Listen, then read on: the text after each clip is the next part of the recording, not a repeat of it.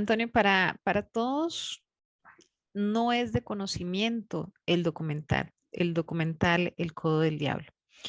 Aún para mí a mis 36 años fue pues una realidad que como dicen por ahí, es un secreto a voces, es algo que realmente sucedió.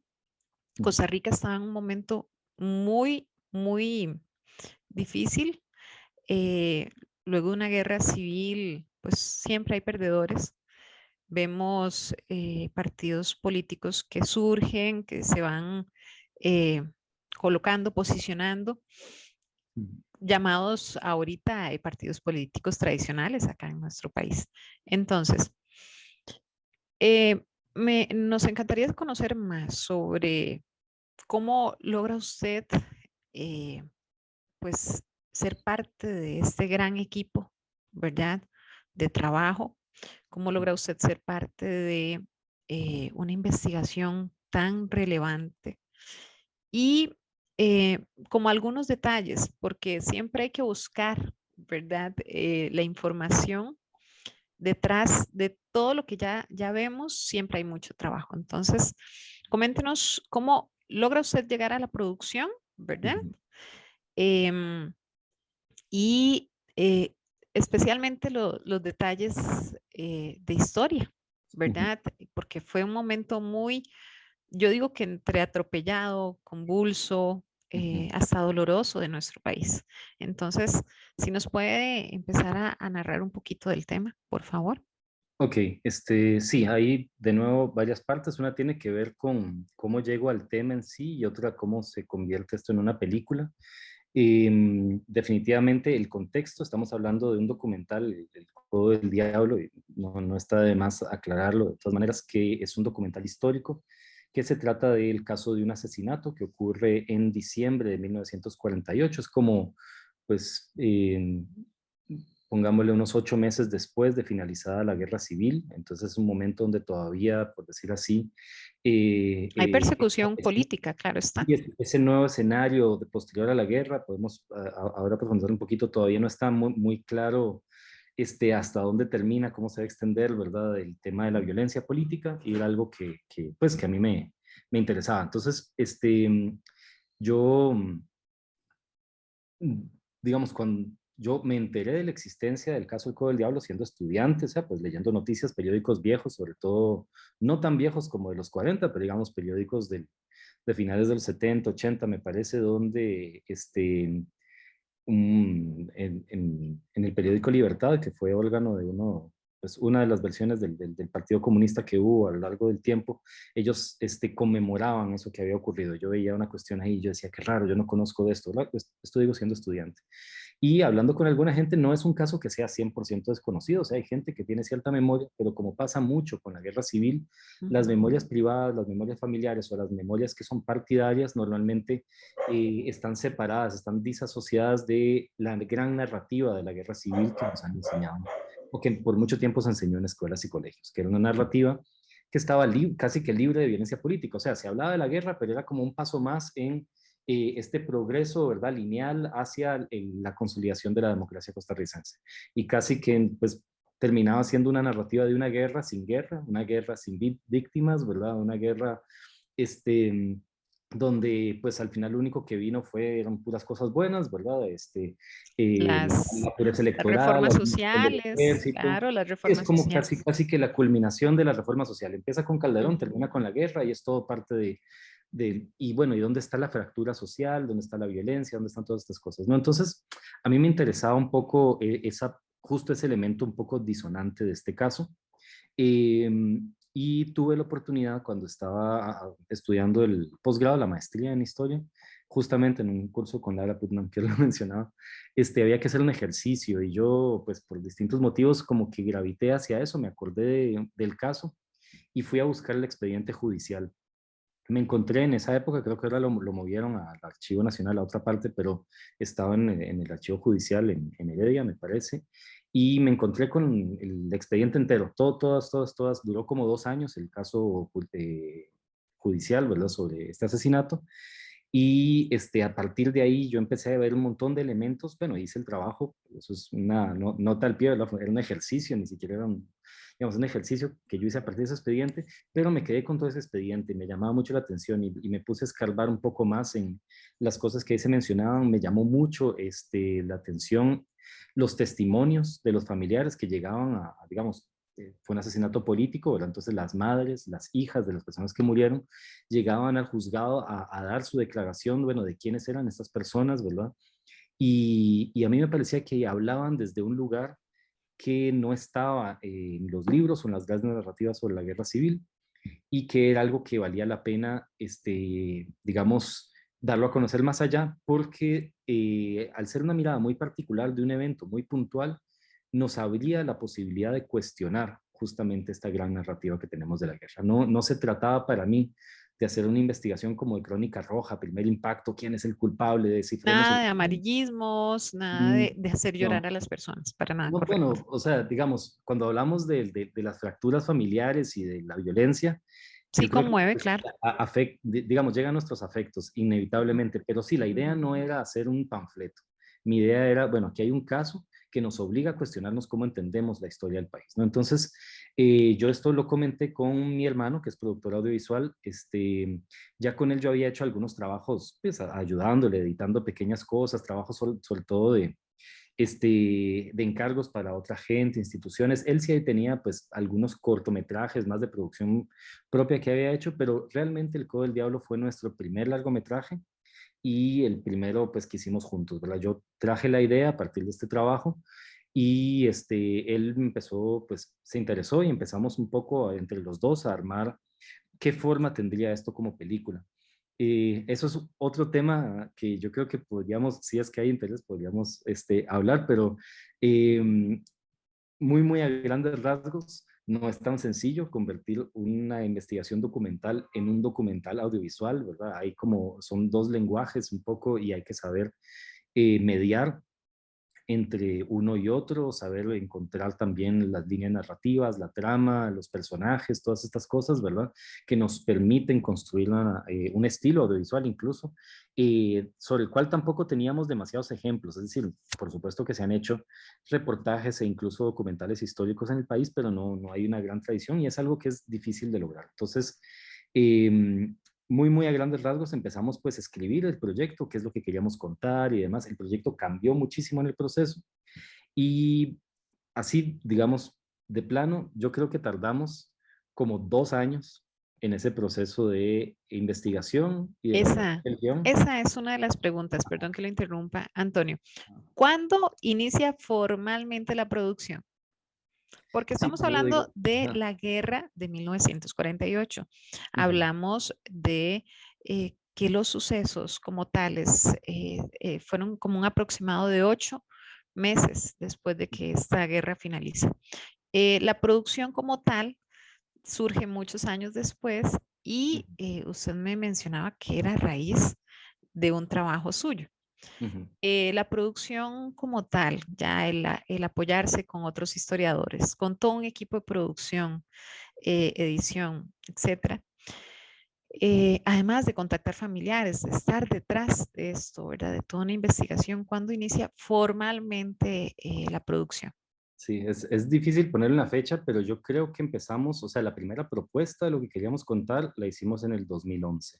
2011. Y mucho de esto, por supuesto, esto fue un proyecto autogestionado, entonces buena parte del trabajo, pues yo digo de investigación, pero de investigación también es de producción, es decir, de ver cómo lográbamos tener los fondos para poder trabajar en esto, para poder movernos, para poder contar con el material, el apoyo técnico y demás. O sea, esos 2 años fueron de investigación, de guionización y de preproducción, ¿verdad? De conseguir estos fondos. Tuvimos ahí algunos apoyos tempranos por dicha, cuando apenas había como un proyectito pequeño del Centro Cultural Español.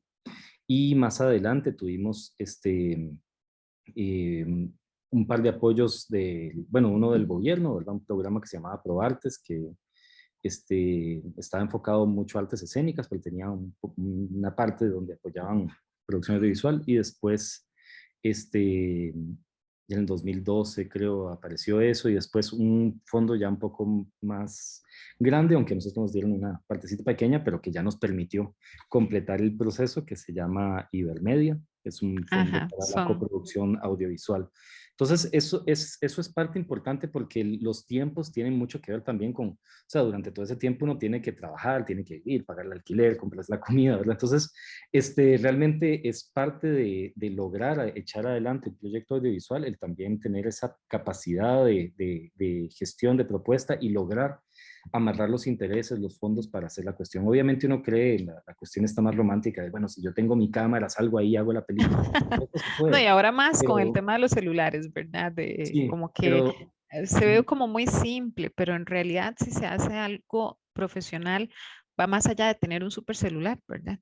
sí, Em, y muchas veces, más allá de lo técnico, también tiene que ver la disponibilidad de tiempo y la colaboración. O sea, ahora mencionabas lo del equipo, y todo producción es un trabajo colaborativo, y uno tiene que saber de dónde se agarra para poder, pues para poder realmente presentar lo que uno quiere presentar. El trabajo durante la mayor parte de ese tiempo realmente fue principalmente mi hermano y yo. O sea, fue un trabajo de un grupo muy, muy pequeño. Cuando ya se consolidó el presupuesto y demás, o sea, metimos un par de personas más que nos ayudaron en todas estas propuestas como productores. Este, al final terminamos trabajando ya de plano un grupo, pues que éramos de 5 personas, ¿verdad? Mi hermano y yo como directores guionistas, estaba un director de foto, una directora de sonido, y una amiga también que ha colaborado por muchos años con mi hermano, que era hacía todas las cuestiones de edición y diseño gráfico y demás. Entonces, eso, digamos, la película se hizo con ese núcleo, y ya en la fase final, cuando logramos rodar las partes que queríamos rodar, porque ahí nosotros, o sea, aquí ni siquiera estoy entrando en cómo es que la película tomó la forma que tomó, pero no quiero adelantarme a posibles, tal vez podemos hablar de eso ahora. Pero digamos, al puro final, ya cuando teníamos los materiales y teníamos la idea de que queríamos ver en pantalla, pues sí, entró en la postproducción. Trabajamos con 2 animadores que hicieron un trabajo para mí increíble con las fotografías de archivo, y con otros materiales que teníamos de documentos. Trabajamos también en postproducción, con gente que hizo la corrección de color, el diseño sonoro, que cambia totalmente lo que uno quiere hacer. Entonces, bueno, el grupo se amplía un montón, entonces uno ve todo el chorro de créditos, y sin minimizar para nada el aporte de esta gente que fue indispensable. Pues realmente esa ampliación se da en la fase final, o sea, cuando ya uno tiene como una película grabada y uno idea lo que quiere contar. Pero todo el proceso, digamos, el proceso largo de inventarse la película y luego ir a registrarla, se hizo con un grupo bastante pequeño, de unas 5, tal vez cuando íbamos a campo, ¿verdad? Y llevábamos como una persona que nos asistía en el campo, pues éramos tal vez hasta 7 personas, y luego pues las personas que nos ayudaron como actores, porque al final logramos dar con un testimonio que nos gustó mucho, y que nos servía para enlazar distintas historias, y decidimos ese testimonio no mostrar a la persona que habla, sino recrear como si fuera un sueño partes de, o sea, no inventamos nada, no escribimos nada de su guión, sino lo que él contaba, tratar de a partir de ahí armar como unas escenas, ¿verdad? Y entonces para eso pues recurrimos a unos niños, unas familias que nos ayudaron a recrear estas memorias de esta persona que contaba un testimonio. Muy bien. Luego de que encuentra usted los documentos sobre Ujú. el caso, los documentos ya ahí logra verlos y, e imagino que a partir de ese momento empieza ese guión y toda una dirección en una primera idea, ¿verdad?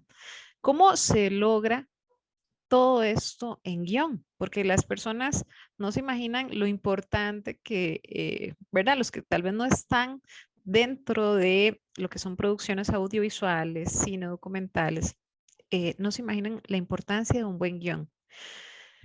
Ese proceso me gustaría como conocerlo, tal vez resumirlo mucho, lamentablemente por tiempo, pero Sí, sí, más bien, eh, como te decía, a porque veces usted llega hablo y un poquito encuentra más. el caso completamente a nivel judicial, ahí está, están los documentos, pero nunca, nunca hubo quien eh, realmente hiciera justicia por lo que pasó, ¿verdad? Porque fueron Claro. asesinatos, fuese o no, eran asesinatos.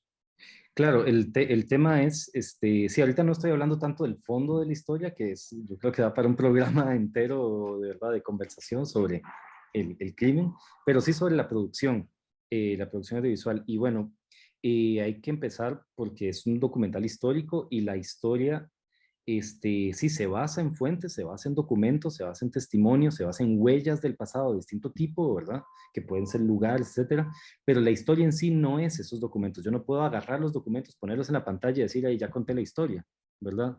La historia es una interpretación siempre, es una interpretación que tiene que estar justificada, que tiene que contrarrestar lo que plantea, ¿verdad? Con lo que las fuentes nos dicen, y eso es lo que le da su solidez como interpretación, ¿verdad? Entonces ahí hay una parte mía, ¿no? Como historiador, que tenía un interés muy fuerte que la producción estuviera bastante sujeta a lo que los documentos decían, pero también a lo que las interpretaciones de las historiadoras e historiadores que han abordado este contexto, el contexto de la guerra y posterior a la guerra, tenían que decir al respecto. Entonces, el caso judicial, pues, es una colección de actas, de actos jurídicos, ¿verdad? De testimonios, de inspecciones, cosas por el estilo, ¿verdad?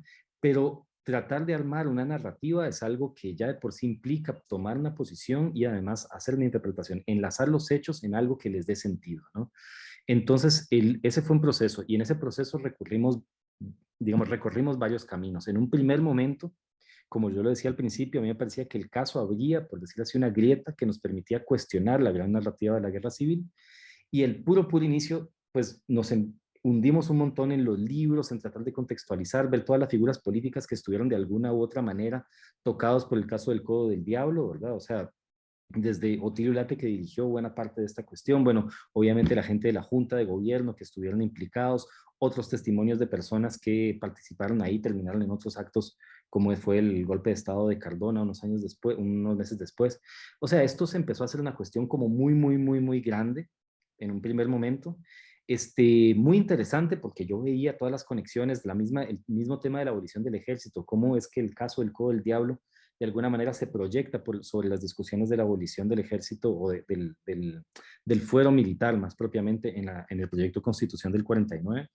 Todas estas cosas estaban ahí, pero no había una película todavía. Yo tenía un interés en que los testimonios que estaban en el expediente fueran uno de los elementos que veíamos ahí, y al final están también, pero sí tuvimos como una asesoría con un documentalista mexicano, pues bastante bueno, se llama Eduardo González, y él en un momento nos pregunta, bueno, ¿quiénes son los personajes de su película? Y yo, por supuesto, le hablaba de los personajes del caso. Yo le decía, bueno, es que está Federico Picado, y está Octavio Sáenz, y está Lucilio Ibarra, y está, bueno, todas las personas que murieron en el caso, ¿verdad?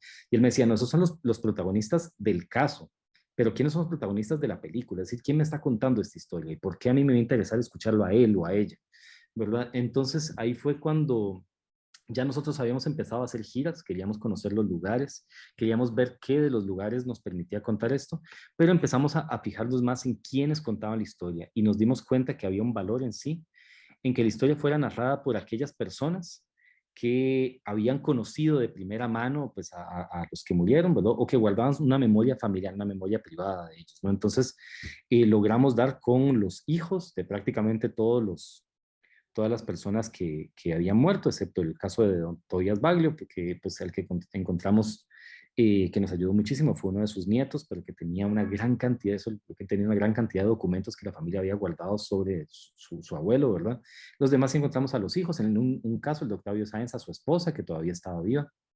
Este, y fue a partir de ese encuentro que el documental toma otra dimensión. De pronto, no es solo nosotros tratando de dar una interpretación histórica, sino es también nosotros acercándonos a estas personas y sus memorias, ¿verdad? Entonces, eso nosotros no lo podemos controlar. ¿Qué es lo que una persona recuerda? ¿Qué es lo que cuenta? ¿Verdad? Entonces, empezamos a ir a escuchar, a grabar esos testimonios y luego volvíamos a San José, volvíamos a la casa y los escuchábamos de nuevo y empezar a armar como un rompecabezas. Bueno, ¿cómo estos testimonios nos sirven para crear ese entramado que es la historia?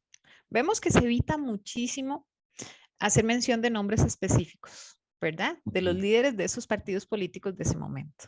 Sin ujú, embargo, hay una señora que hace mención porque en su dolor, en su recordar, hace mención de un nombre. ujú. Es importante en estos casos como reconocer de alguna forma, Antonio, las causas.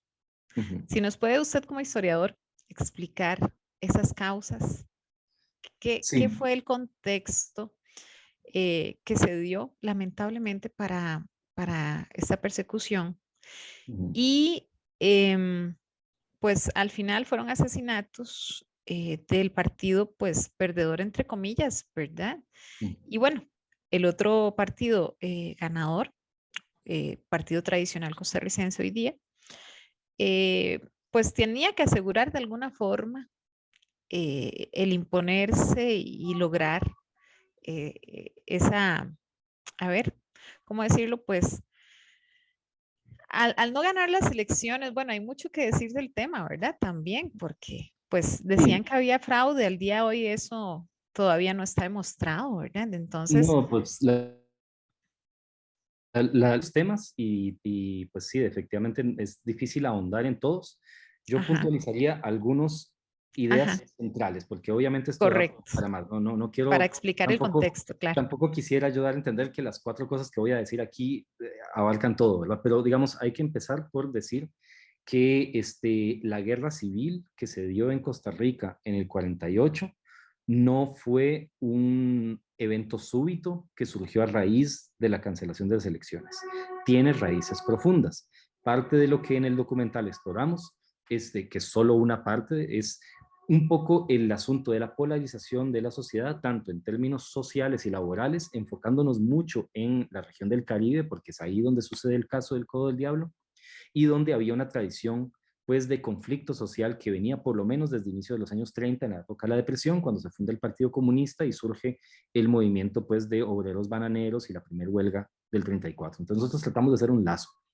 En el caso de lo que sucede en San José, es un proceso bastante complicado, incluso en la película lo resumimos bastante, hay otra gente que tal vez ha ahondado más en eso, pero básicamente tenemos un contexto a inicios de los años 40 donde surge un gobierno, podríamos llamarlo, aunque es un término complejo y con sus aristas, un gobierno pues de carácter populista, ¿verdad? El gobierno del doctor Calderón Guardia, que logra afianzar, ¿verdad? El apoyo de grandes masas de la población a partir de las reformas sociales, lo cual también se da en un contexto de polarización con otros sectores de gente que antes habían sido sus aliados. Entonces hay una fractura de los grupos de élite, si le queremos poner ese nombre, o de los grupos, digamos, que controlaban el espacio político, de donde ya no son el mismo. Entonces, dentro de ese mismo grupo hay bandos, entonces no podemos tampoco, eh, digamos, simplificar esto. Dentro de ese proceso de polarización, y una de las estrategias que utiliza el gobierno es acercarse al Partido Comunista, que como mencionaba antes, desde inicios de los 30 había logrado movilizar a ciertos sectores de trabajadores organizados y que tenía pues un apoyo no masivo, pero significativo, lo suficiente como para dar una base social a algunas de estas reformas que se estaban dando. Y eso, si bien le permitió al gobierno seguir con la agenda de reformas, también incrementó la polarización. Entre la gente que estaba en contra del gobierno hay distintos grupos. Había grupos que eran muy conservadores, grupos que eran abiertamente anticomunistas a morir, ¿verdad? Y que estaban incluso optando por una salida armada mucho antes de la guerra del 48, y grupos que eran un poco más, podríamos llamar, reformistas, que de todas maneras estaban en contra con la manera un poco vertical y autoritaria con que el gobierno estaba implementando estas medidas, ¿no? Entonces, ese es el panorama, es un panorama donde hay distintos actores. Y aquí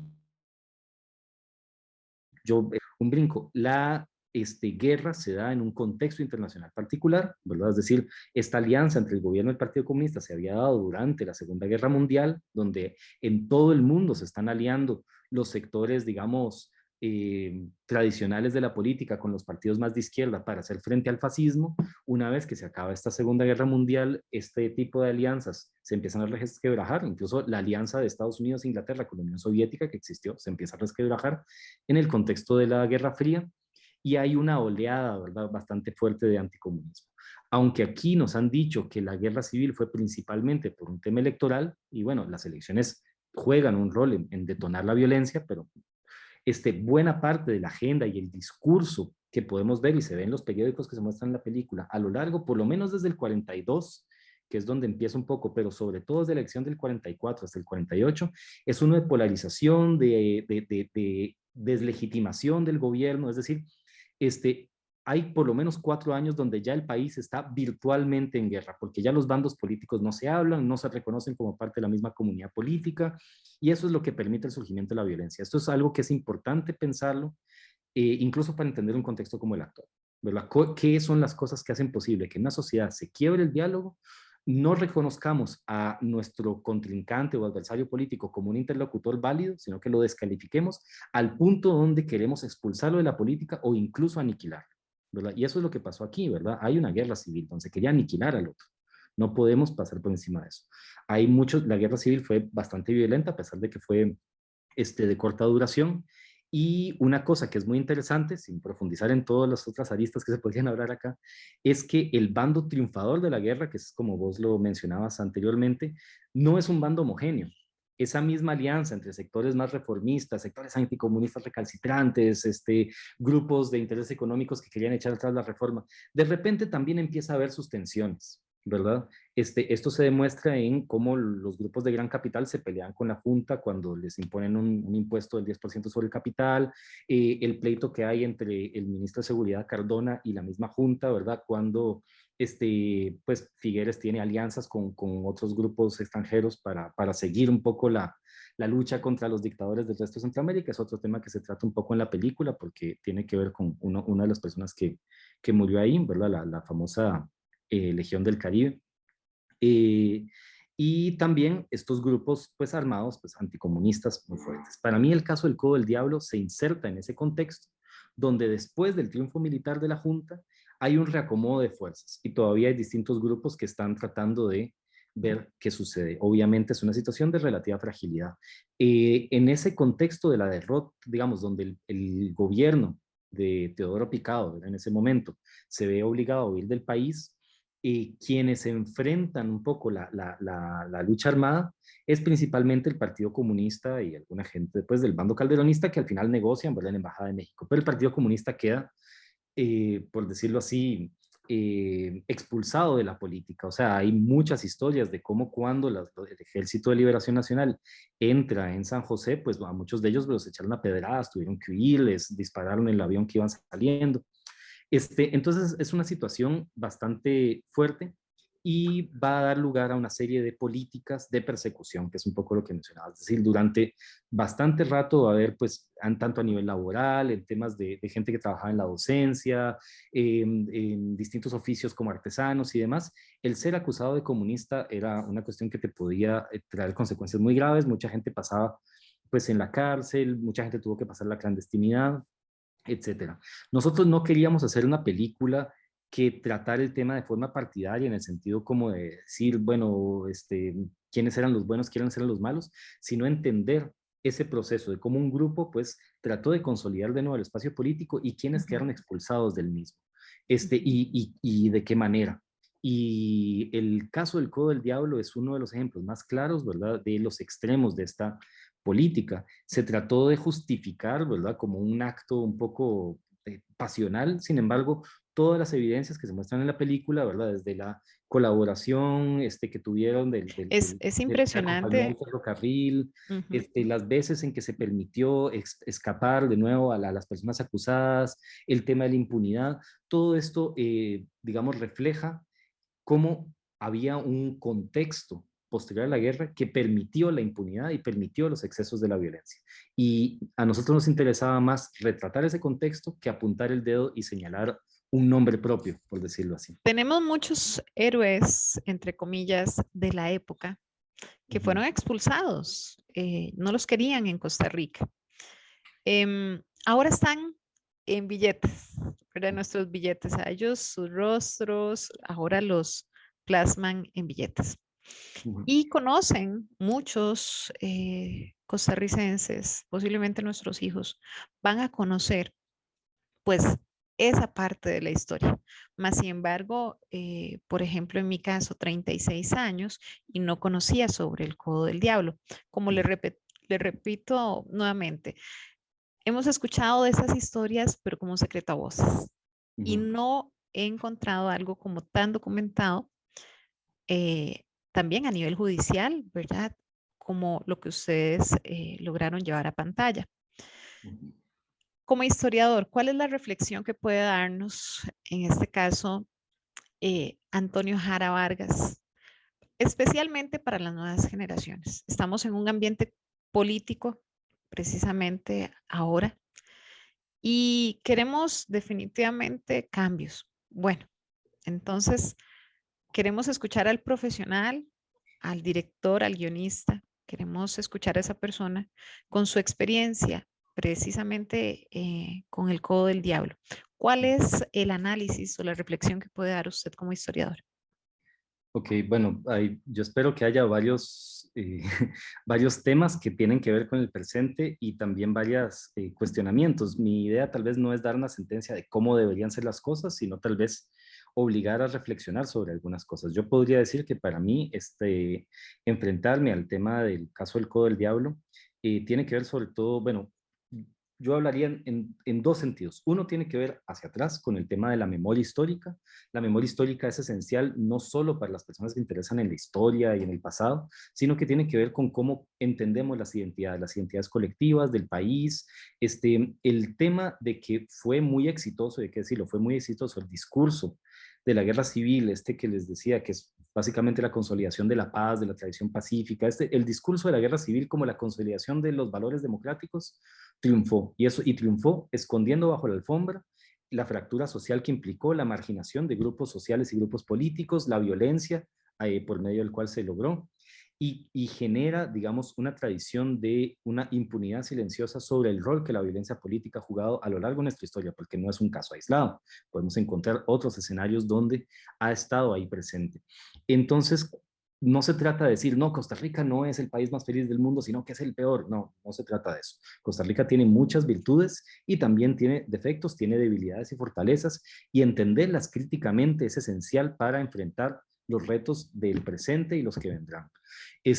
Pensar que la paz viene en nuestros genes, como alguna vez escuché, me parece que era, no sé si era un discurso de Laura Chinchilla o alguien así que lo decía en esos términos, ¿verdad? Algún político, es naturalizar o esencializar una característica que más bien requiere pensamiento crítico y acción de las personas. Defender la paz, la democracia, las instituciones, es algo que se ha generado por las tensiones sociales, optar por las resoluciones negociadas en lugar del conflicto. Y ahí viene un poco el otro aspecto que tiene que ver con, a mí, cómo este caso de la memoria histórica, cómo me obliga a repensar los procesos, también me habla del presente. A veces pensamos de nuevo que la guerra civil fue como un accidente. Al final, hasta hay historias graciosas, ¿verdad? La misma familia, que uno estaba en un bando del otro, que luego se hicieron amigos, que luego no sé qué. Pero también, y eso ha sido estudiado, ha sido investigado, muy interesante, fue una experiencia traumática. Y bueno, mucho de lo que la película realmente retrata es cómo familias enteras estuvieron fracturadas por la guerra. Para mí, no La perder de pobreza vista, también claro, ¿verdad? Que imperaba en ese momento. por Eh, supuesto, y para mí tal vez entender que las formas en que las sociedades enfrentan los procesos de polarización, hoy vivimos en una sociedad que está muy polarizada en términos de los discursos políticos, en términos de pues es lo que termina creando el espacio donde surge la violencia, ¿verdad? Entonces, pensar en términos de absolutos, en términos de revanchismo, en este tipo de cosas, generan procesos de violencia que a veces pueden parecer, y uno puede ver, digamos, como algo pequeño, pero que se va incrementando hasta que se rompe el diálogo social y terminamos desbocados en una situación de conflicto. Entonces, yo creo que ahí hay un elemento importante para pensar. Relacionado con eso está el asunto de la impunidad. Los casos de transgresiones, los casos de abusos, etcétera. Costa Rica ha sido muy bueno para mantener el mismo caso del Codo del Diablo, fue a juicio y hubo una condena. Sin embargo, nunca nadie fue castigado. Costa Rica tiene una larga tradición donde hacemos las cosas bien en el papel, tenemos pues leyes decentes, hay una relativa independencia de los poderes judiciales, etcétera, pero en la práctica la implementación de muchos de estos principios no termina de solventar los propósitos para los cuales este marco jurídico ha sido hecho. El asunto de la impunidad lo podemos ver en casos muy recientes, también de violencias que han sufrido, no sé, pues activistas ambientalistas, gente ahora, todas estas luchas que se dan también alrededor de la tierra. Hay muchos casos donde podríamos nosotros ver cómo las transgresiones de alguna manera se justifican o hay una, digamos, un intento de hacer justicia en el papel, pero que no se traslada a la práctica social. Entonces, yo siento que ese sería tal vez el segundo aspecto sobre el cual a mí el tema del Codo del Diablo me parece aún relevante. Cuando yo veía el caso, no sé, de Jairo Mora, que tal vez alguna gente lo recuerda, el activista ambientalista que murió en Moín, y veía cómo fue tratado, o muchos otros casos que tienen que ver con violencias contra las mujeres y demás. Indígenas costarricenses también. Exacto, también en la zona sur. O sea, empezamos a ver, y pues, hasta qué punto es esta manera de entender las instituciones, de entender el país, de entender lo que es legítimo y ilegítimo, las personas que son importantes y los que son prescindibles, ha permeado nuestra sociedad. Entonces yo creo que ojalá devolver nuestra mirada hacia un hecho histórico no sea solo anecdótico. Por supuesto que es acercarnos a estas personas como sujetos, como individuos, con sus familias, con sus intereses, con sus sueños, porque eso nos hace identificarnos con ellos, vernos reflejados en ellos, pero también ver cómo ese caso es algo que nos afecta a nosotros como sociedad, como comunidad, la manera en que entendemos nuestro país. Bueno, eternamente agradecida. Espero poderlo invitar más a menudo porque, de hecho, desde que llevé el curso de Historia de Costa Rica 1, dije, necesitamos informar a la población, especialmente a las nuevas generaciones, y tratar de llevar ese pensamiento crítico a generaciones que ya están más avanzadas. Muchísimas gracias. Para mí era importante como persona la entrevista, como ciudadana, como mujer, como madre, porque al ver un documental de esa magnitud, no solo se conmueve uno, sino que entiende o abre, ¿verdad? La mente de todos. Y bueno, son casos ya documentados, investigados y que quedaron impunes, ¿verdad? Sin embargo, ahí quedan esas generaciones, esas personas y el dolor, pues pienso que el tiempo puede ayudar. Más sin embargo, a nivel social, es como usted lo dice, o sea, hay un impacto importante que se da y lamentablemente, pues eso sienta muchas bases de muchos partidos políticos que tenemos hoy. Muchísimas gracias, Antonio Jara Vargas. Gracias por Gracias acompañarnos por la como invitación y el historiador. espacio. Y bueno, a nivel general, pues siento que hemos logrado como el objetivo, ¿verdad? Hacer que las personas se queden con ese mensaje, piensen muy bien lo que es el país que tenemos, cuál es el país que queremos, hacia dónde vamos, y conociendo la historia es precisamente la mejor forma de saber qué es lo que se quiere. Muchísimas gracias y espero seguir en contacto. Muchas gracias, Igualmente. Antonio. Un placer.